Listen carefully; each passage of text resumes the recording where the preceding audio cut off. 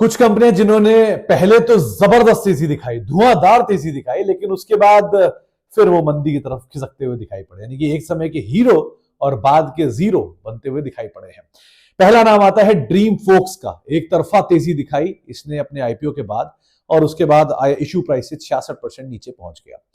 Credo brand करीब करीब 65% issue price से नीचे, और एक समय पर यह भी लिस्टिंग के टाइम पे अच्छी तेजी दिखाकर इसने अपने आप को लिस्ट कराया था।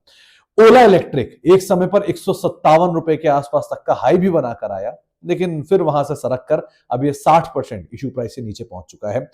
सरस्वती साड़ीज एक तरफा तेजी एक समय पर दिखाई, उसके बाद करीब करीब 51% इशू प्राइस से नीचे आ चुका है। उत्कर्ष स्मॉल फाइनेंस बैंक एक तरफा तेजी पहले दिखाई और उसके बाद करीब करीब 40% नीचे आ चुका है। आइडिया फोर्ज, ये स्टोरी एक तरफा थी एक समय पर और बड़ी स्टोरी के तौर पे से देखा जा रहा था, लेकिन बाद में ऊपरी स्तरों से बिकवाली और 40% नीचे आ चुका है। लिस्टिंग के बाद डैम कैपिटल बढ़िया तेजी ये भी रही इस स्टॉक में भी, लेकिन फिर ऊपरी स्तरों से बिकवाली के बाद 27% इशू प्राइस से नीचे आ चुका है। होनासा एक समय पर इशू प्राइस के बाद या लिस्टिंग के बाद काफी आईपीओ बज़ था और बढ़िया तेजी दिखाई, लेकिन बाद में 21% नीचे आ चुका है।